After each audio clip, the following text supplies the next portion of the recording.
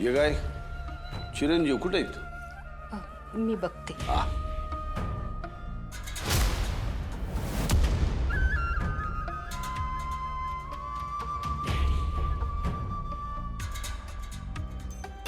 अरे अरे अरे अरे अरे चमचा पडला चुकून आमच्या हातून. जरा दुसरा चमचा घ्या. हो मी आणते.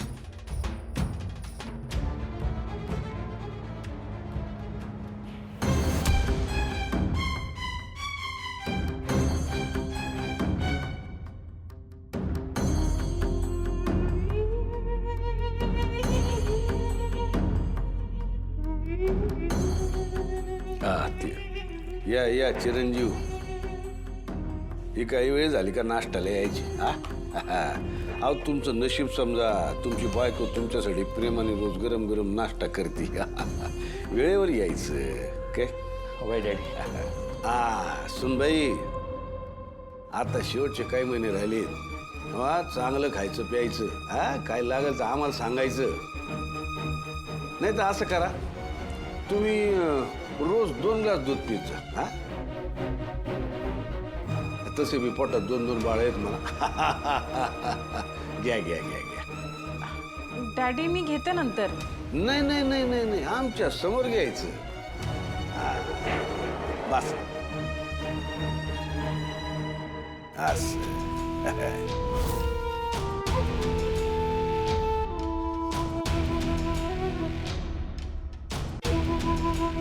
हे दूध. काय झालं? काय ग? काय झालं? दुधाची चव काही वेगळी लागते का? नाही, ते मी गरम दूध ठेवलं होतं, गार झालं वाटतं. एवढंच ना. मी काय म्हणतो, तुम्ही आता हे घ्या, मग दुसरा ग्लास गरम घ्या. हे देतील की तुम्हाला गरम करू.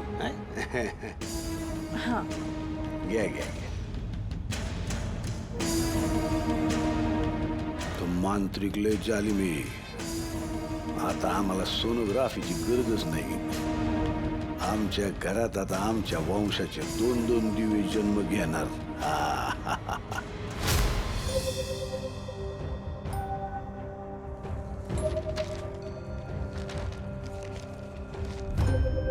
डायपर पाहिजे. ए बाया, आधी घरात होतीस तर बाहेरची कामं करायला जायची, आणि आता घरात आहेस तर पेपर वाचत बसली आहेस वय.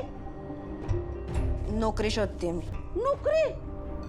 अगं आपल्याला जमत नाही तर कशाला उठाचा मुका घ्यायला जायचं? मी म्हणते ते नोकरीचं खोळ सोडून दे.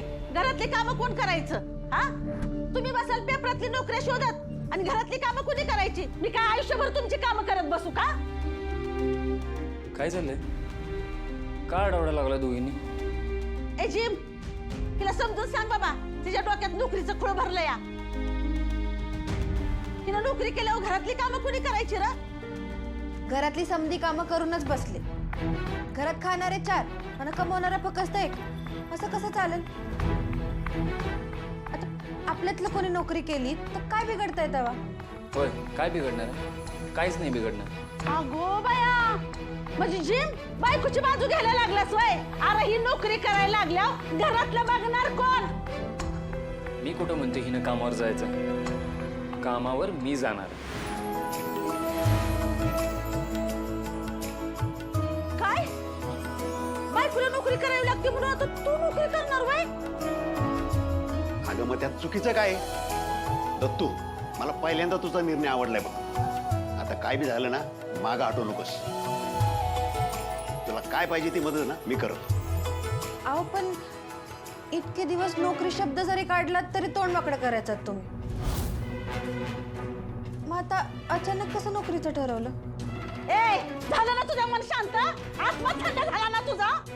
चांगलं माझं पोरग सुखासुखी घरात होतं, 2 टायमिंगला 6 अंडे खायचं, आणि आता तुझ्यामुळं नोकरी शोधायला लागलं या.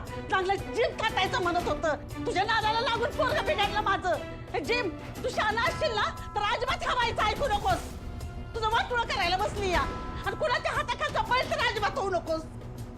यांना अचानक झालंय काय की ते नोकरी करायचं म्हणतात?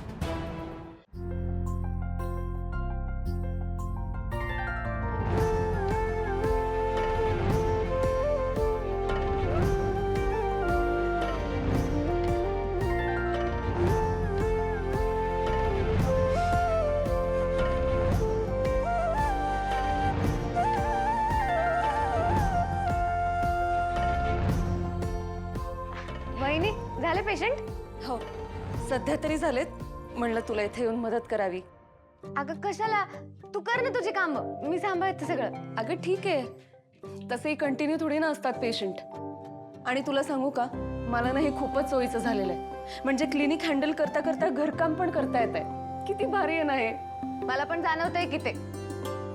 बरं वहिनी, मी अक्कासाठी लाडू बनवलेत. मी आजच दादाला सांगते तिला नेऊन दे म्हणून. अगं हो, बरं झालं तेजूचा विषय काढलास तू. का? तिला 7वा महिना लागलाय ना आता. राजू, आपण ना तिच्या डोहाळ जेवणाची तयारी करायला हवी. अरे हो की. मी सगळं प्लॅन केलेलं आहे. मी एक काम करते, काजू पुड्याला हाताशी घेते आणि लगेच तयारीला लागते. आपण आता ठरवलं ना अक्काचं डोहाळे जेवण करायचं, तर सगळं खासच झालं पाहिजे. भारी करू आपण डोहाळे जेवण.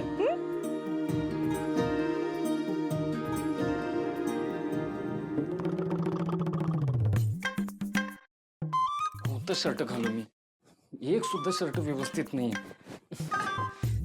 आधी कधी नोकरीच करायची नव्हती ना. काय आता इथनं माझी सुरुवात. आता कशी नोकरी करणार आहे मी? काय झालं?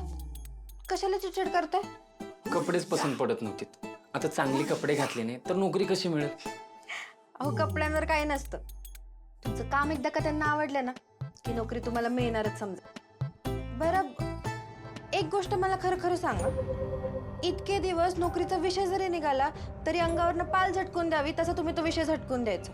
मग आता तुम्हाला नोकरी करावीशी का वाटली?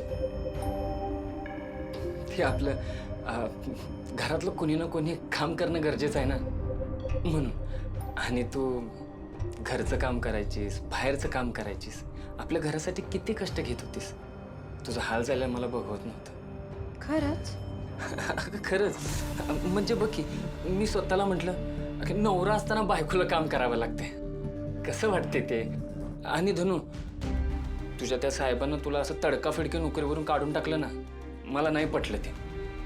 बघ कसं का असं ना, मी तुझा नवरा आहे. आपल्या घराला पैशाची गरज असताना मी असं घरात शांतपणे बसून राहणं मला नाही पटत ते.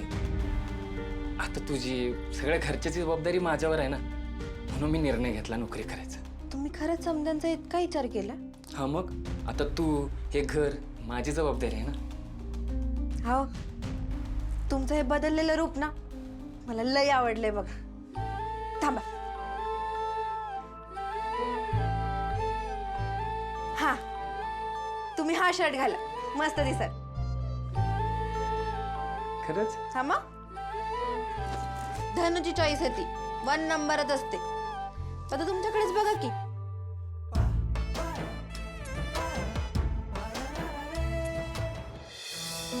ठीक आहे. हे काय एवढेच फुलं दादा? अरे बरेच लागतील अजून. काय अजून? तर डोळा जेवणाच्या कार्यक्रमाला पाळणा सजवायला नाही म्हटलं तरी 5 किलो तरी फुलं लागतीलच ना. हा, आणि ते जो अक्कासाठी पायघड्या घालणार ना आपण, मग किमान 10 किलो फुलं लागतील दादा अजून. तुम्ही एकदाच काय त्या आकडा सांगा, म्हणजे एकदाच लागलीच घेऊन येतो मी सगळी. हे काय, तुम्ही सगळ्यांनी तयारी करायला सुरुवात पण केली, माझ्यासाठी थांबायचं ना. मी येतच होते की मदतीला. काय धनू मॅडम, आज भलत्याच खुश दिसताय तुम्ही. हा मग आता सारखं सारखं मॅड राहून तब्येत कमी कशाला करून घ्यायची उगाच? धनुदीदीला ना सॅड म्हणायचंय. काय पण काय बोलते का? तेच ते, नाराज राहून तब्येत कमी करून घेण्यापेक्षा असं खुश राहिलेलं बरं ना. बरं दादा, ते जोकाची बातमी कळलं ना, मी माझी एक लिस्ट काढली आहे. त्यातलं समद सामान आपल्याला आणायचंय. हे बघा, मी काय म्हणते, ते जोका समोर आपण जे ताट ठेवणार ना, त्यात वेगवेगळे खाण्याचे पदार्थ ठेवू. तरी म्हणलं धरून कशी काय लिस्ट बनवून नाही. दादा, तिचं लक्ष ना फक्त खाण्यावरच असतं. ए, गप्पा बसा. कोणाला तरी लक्ष द्यावं लागणार ना. राजू गप्पा बस. मी काय म्हणत होते, गोडाधोडाच्या पदार्थासाठी ना आपण रसगुल्ला ठेवू, नाही ते एक काम करू, गुलाबजाम ठेवू.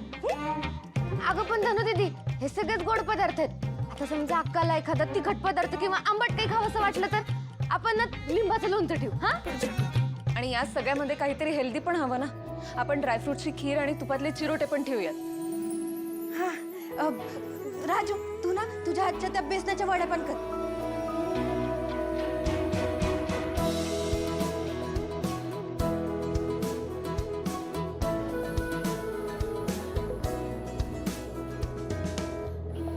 अरे थांबा, कळलं असं बोला जरा. थांबा की, कळलं असं बोला मला पण. अरे पण तुला कळून काय होणार आहे? करणार तर सगळं आम्हीच आहोत ना. करत बस, मी ना काय करत जा. दादा तू चिडलास करे? मग काय? अरे माझ्या लाडक्या बहिणीचं डोळा जेवण आहे आणि मला बाहेर ठेवणार आहे का तुम्ही? हे सगळं तुम्ही जोशाने करताय आणि मला कार्यक्रमात घेणार नाही का तुम्ही? मला नाही जाणणार. दादा अरे डोहाळे जेवण बायकांचाच कार्यक्रम असतो, त्यात पुरुष नसतातच. आणि ही काय आत्ताची रीत नाही, पहिल्यापासून चालत आली. पण का कार्यक्रमात मी नाही तुम्हाला तरी पटतं का सांगा बरं? अरे माझी बहीण आहे ती. पण दादा आता काय त्याला पर्याय नाही बघ. मग काय तर लगेच आपल्या लहान मुलांसारखं फुगून बसलास. तू ये बरं इथे फुलं निवडायला मदत करा मला. राहू दे, मी बाकीचं सामान आणतो. अरे दादा रुसला.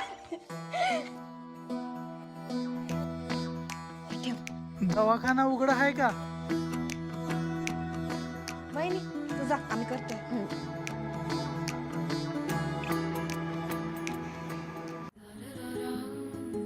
चिमड्या काय झालं? अरे काहीच नाही, खूप सोपं आहे माहितीये. मी तुझी तयारी करून घेतली ना, त्यामुळे टेन्शनचं कामच नाही. टेन्शन नको घेऊ अजिबात. असं टेन्शन घेऊ नको म्हणून काय होते काय? कामू ऐक ना, आपण हवं तर रोज भेटूया. तू सांगशील तिथे येतो, पण नको नाही इंटरव्ह्यू. मला आत्ताच घाबरायला होते. जिमड्या हे बघ, आता माघार नाही घ्यायची बिलकुल. एक तर तुझ्या बायकोपासून तुला लांब ठेवण्याचा आणि तुला रोज भेटण्याचा हा एकच उपाय आहे माझ्याकडे. कामू ऐक ना प्लीज. हे बघ, मी तुझं काही ऐकणार नाहीये. गपचूप इंटरव्ह्यूला जा. मला तर माहितीये मला ही नोकरी मिळणारच आहे. तू जर न घाबरता इंटरव्ह्यू दिला ना, तुला पण हमखास मिळेल. सो तू आता लवकर जा आणि इंटरव्ह्यू दे न घाबरता. उठ उठ लवकर जा. All the best. एकदाची याला नोकरी मिळाली ना, आम्ही दिवसभर एकत्र राहणार. ती धनु पण मध्ये येणार नाही कधीच. बरं झालं. चाल झाक झालं. सावकाश. हळू हळू. बरं का सुनबाई, आपल्या घरात जे 2-2 छोटे छोटे पाहुणे येणार आहेत की नाही, त्यांच्या खुशालीसाठी आम्ही हे प्रसाद वाटप ठेवलेले आहे. आणि तुम्हाला मुद्दाम घेऊन आलोय. म्हणजे कसं, यांचे आशीर्वाद डायरेक्ट आमच्या नातवांना मिळतील बा. चल छत्री. तेजू, गोरगरिबांचा आशीर्वाद मिळालेला कधी बी उपयोगाला येते ती बघ. आणि काय बाबा, उद्या कुणाचं तरी ढवाळ जेवण हाय. ही चेहऱ्यावरची लाली त्याच्या पायीच हाय वाटतं. काय ग आत्या, तुझं काहीतरीच आपलं. अगं तेजू, ह्यो समदा आनंद साजरा करून घे बघ. अगं बायपणाचा उत्सवच म्हणायचा बघ ह्यो. आणि होय, आता उद्या तुला ढवाळ जेवणाला का नाही माहेरावरनं आलेली हिरवी गार साडी नेसावं लागल. ती बी येईल बघ आता. हा, दादाने आतापर्यंत साडी खरेदी पण केली असेल.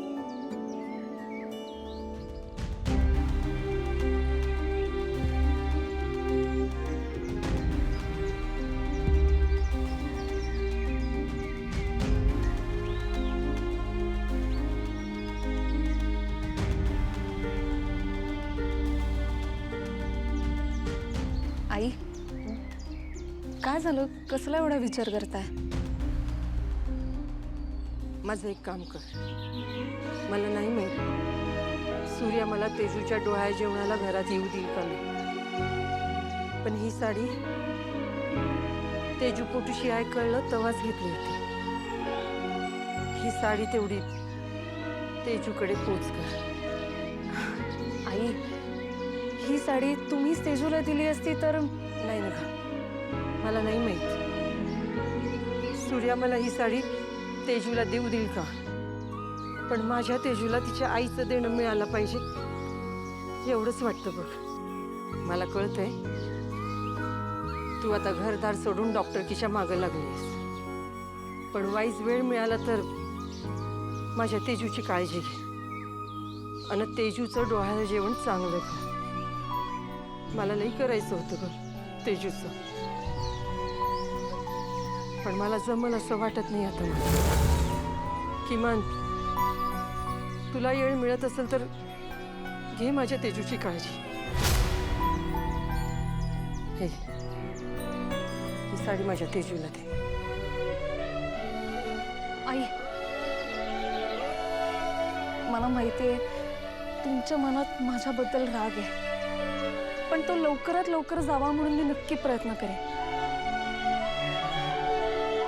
आणि ही फक्त साडी नाहीये, एका आईने आपल्या लेकीसाठी दिलेली मायेची झूल आहे, तिचा आशीर्वाद आहे हा. आई, मी ना तुम्हाला वचन देते, तेजू तिच्या डोळ्या जेवणात हीच साडी नेसेल.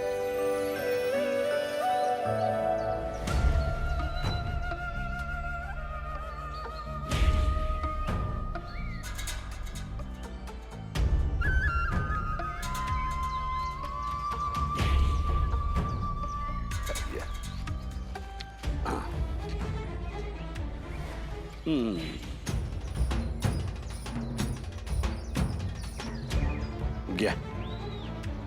दान करतोयस, पुण्याचं काम करतोयस.